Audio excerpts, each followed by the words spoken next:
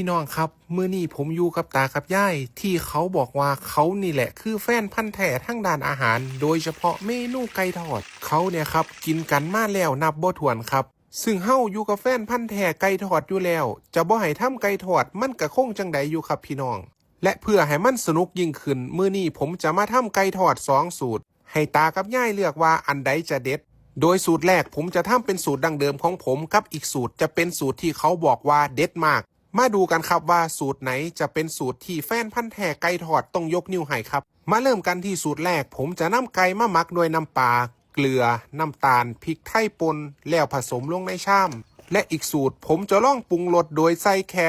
คะน้อผงปรุงซ่องเหลืองที่เขาบอกว่าตัวนี้จะให้รสชาติเข้มข้นจากเนื้อไก่แท้ๆที่มีถึง2เท่าแถมหอมเครื่องเทศสุดๆที่สำคัญราคาแค่10 บาทเองครับโดยที่ผมจะมักทิ้งไว้30 นาทีแล้วผมก็จังคอยนำไปทอดอีกรอบนึงครับผมจะตั้งน้ำมันให้ร้อนแล้วนำปีกไก่ที่มักไว้ทั้งสองลงไปทอดพร้อมกันให้สุกมาดูกันครับว่ากระทะใดจะอร่อยกว่ากันพอทอดไปได้สักพักหนึ่งสีของไก่ก็จะเริ่มเหลืองกรอบน่ากินจากนั้นผมจะตักขึ้นพักไว้แล้วจัดไก่ทอดทั้ง2จานให้เรียบร้อยกินคู่กับข้าวเหนียวห่อนๆในกระติบของย่ายแค่นี้ก็พร้อมเสิร์ฟให้ตากับย่ายได้ซิมแล้วครับมาดูกันครับว่าตากับย่ายจะมักจานใดมากที่สุดครับ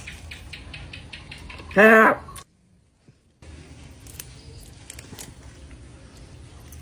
ครับ จานไหนแซ่บกูมัว นี่แซ่บ